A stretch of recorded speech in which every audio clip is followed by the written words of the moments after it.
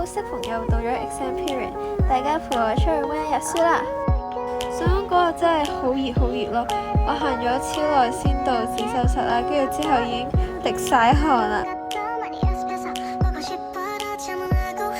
我嗰日實在太遲先到自修室啦，跟住之後已經冇位，所以我哋就轉移陣地去咗呢個 Starbucks 嗰度溫習。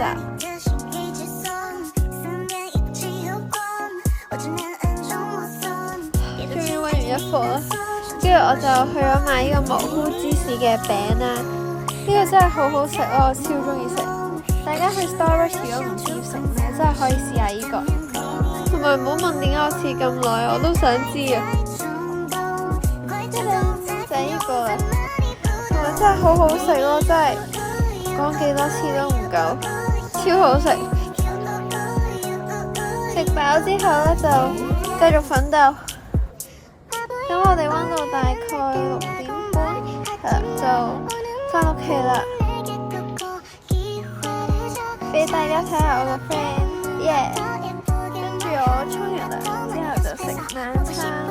咁我嗰日係食意粉同埋 ham 嘅。